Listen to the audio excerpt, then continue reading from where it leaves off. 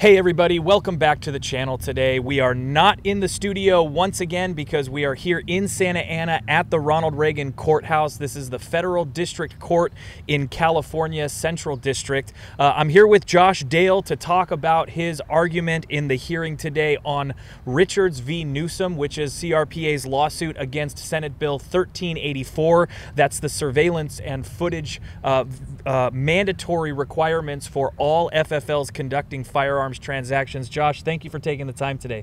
My pleasure. And you know, this one's really a call to arms, not just CRPA, but a whole bunch of organizations working to fight this one, because this one is particularly odious. It requires 24-hour video and audio recording anywhere an FFL transaction's conducted, and that's very Orwellian. But unfortunately, it looks like, based on a tentative ruling we got before we did the hearing, as well as some of the comments at the hearing, at least most of the law is going to be allowed to be upheld for now. So we're going to have to go back and take a look and see what our options are in terms of trying to address this. It's very, very unfortunate and certainly frustrating for fans of freedom. Well, I couldn't agree more, and I want to talk to you about that. We can dig into it a little bit, but before we get into that today, guys, please, it is helping. Be sure to like, share, and subscribe to these videos.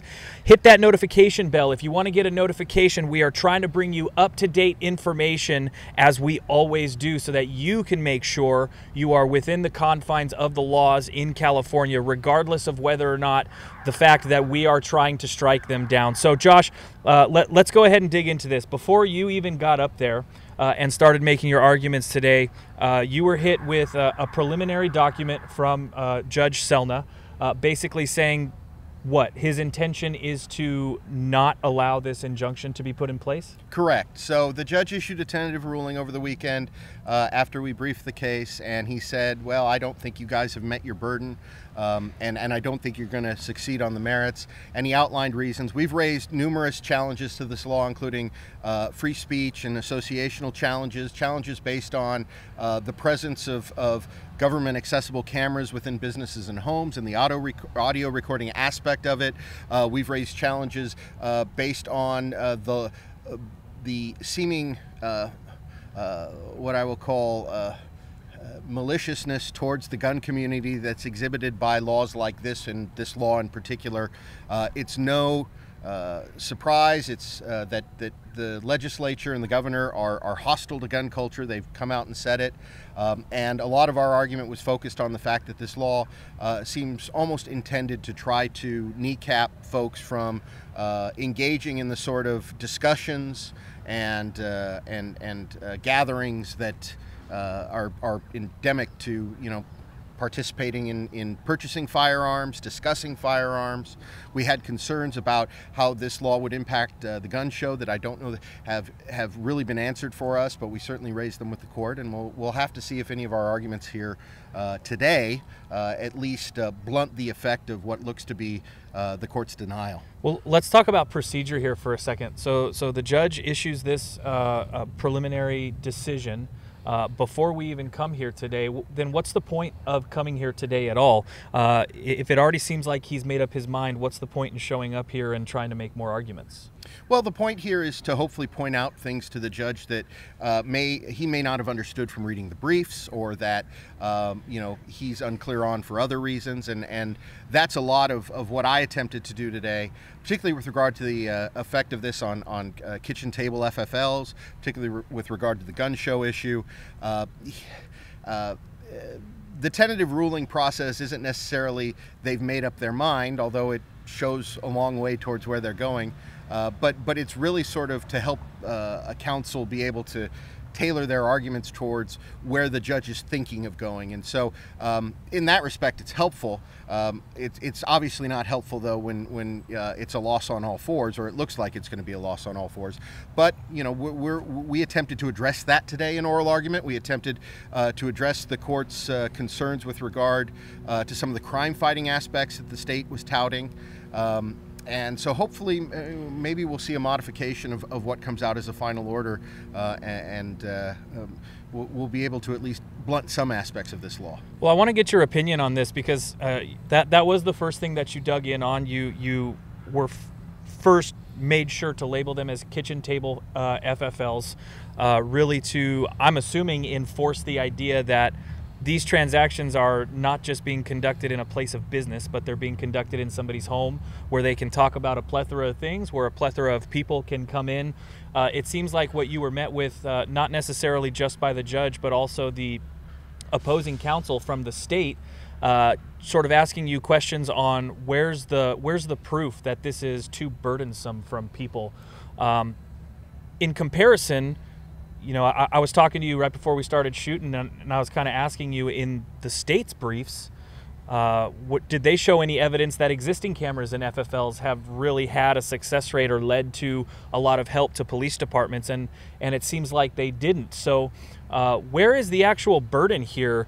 Should it be on a citizen for having to show you that their privacy shouldn't be violated, or should the burden really be on whether or not something like these surveillance systems actually stop crime?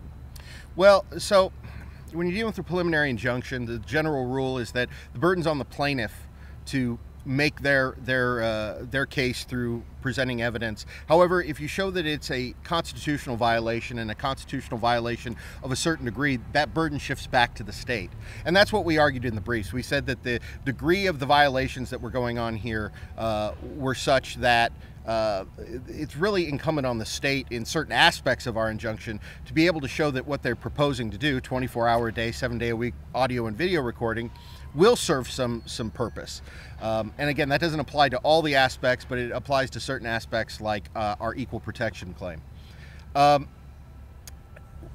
The main issue that I raised with the judge during oral argument is there's not even necessarily proof that the types of crimes they claim they're going to use this tool to solve are significant in number at all. And that was, you saw, we got into the discussion where the judge asked if, well, is saving one life enough in terms of the analysis? And the argument I was trying to make is that the state is attempting to sort of make this causal argument that, well, look, in their brief they said there's about 1,900 crime guns that, or I'm sorry, there's about 70 some odd thousand crime guns that are tied to about 1,900 dealers within the state. And the argument I was making to the judge is that, well, but that doesn't show that these dealers had anything to do with these things being crime guns. They just sold them. And as Judge Carney, who's also in this courthouse, pointed out earlier last year, the vast majority of crime guns are stolen. So the fact that a dealer originally sold them to somebody who purchased them lawfully doesn't mean that then when they become a crime gun, the dealer did something wrong. But that seems to be the state's whole premise as to why they need to do 24-hour audio and video recording, why the DROS background check and the fingerprinting and the taking of the driver's license and all that isn't enough. They need this extra law enforcement tool. And the point I was trying to make to the judge is that the state hasn't explained why. They haven't explained what the criminal aspect here is that they need to prevent that these other existing tools in this already highly regulated business don't already take care of. Well, let's talk about something else that the state has spent plenty of time trying to attack, in my opinion, with baseless arguments. The next one that you brought up was the gun shows.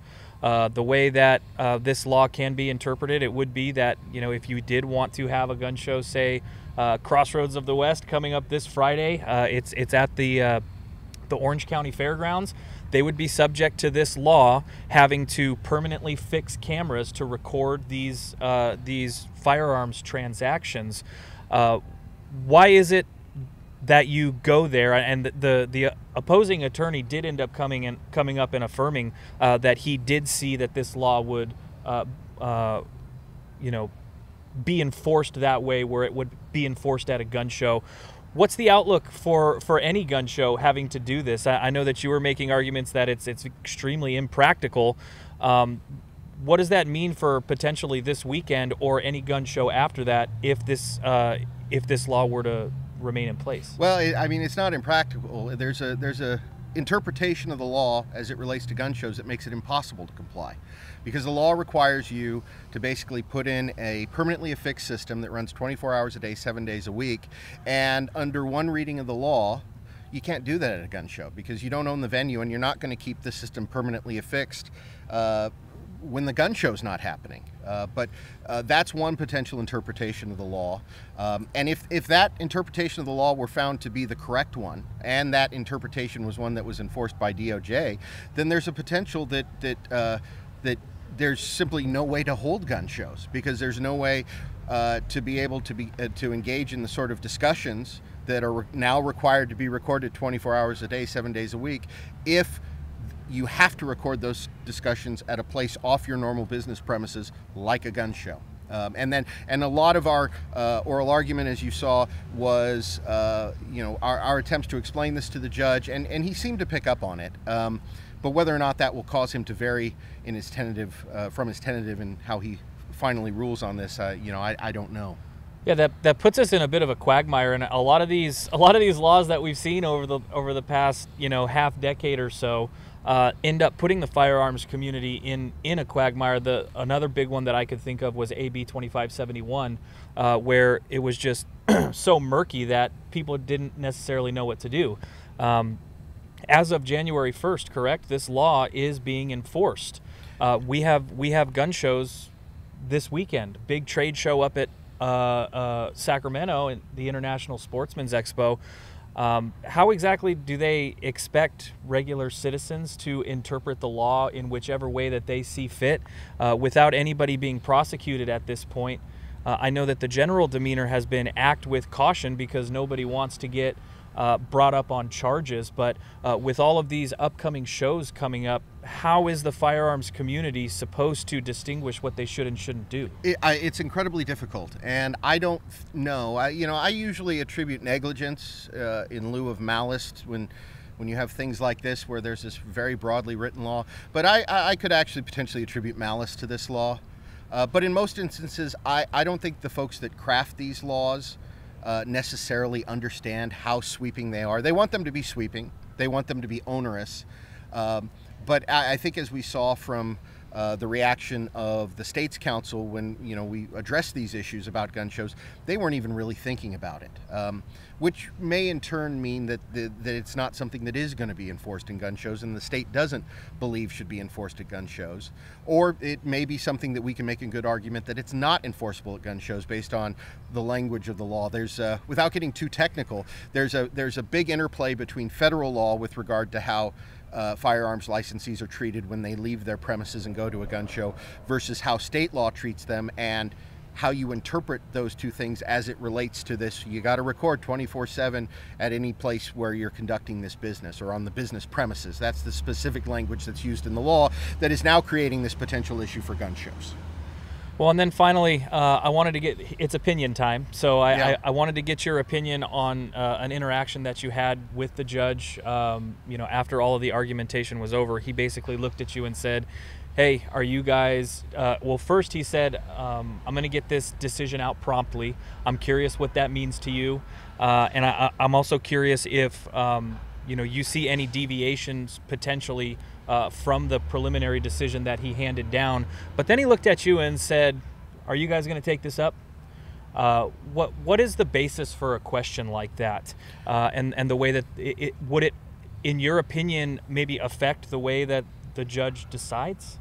I don't know that it would. I think by that question, what he was signaling is he recognizes that there is a potentially, with respect to one aspect of his ruling, a significantly unresolved issue, and that has to do with the bounds of commercial speech and commercial transactions as they relate to the Second Amendment under Bruin. I think that's what that was a reference to. I think it was sort of a signal that he was acknowledging that this is unsettled law, and that he's trying to interpret it in the way that he thinks is correct, but that it's probably going to have to go to the Ninth Circuit in order to get something more definitive for district court judges to be able to use. In terms of the promptness of the decision, I'll put it this way. If we get a decision before, let's say, this Friday, I think it's probably going to mirror the tentative. If we had any success in maybe getting him to recognize some of the significant, just patently significant issues with regard to recording in kitchen FFL's homes, and also with regard to the unanswered issue about the gun show, then we may get a ruling a little later, because he'll have to go back and recraft some of his arguments that he put in tentative in order to address now issues that hopefully he's carving out.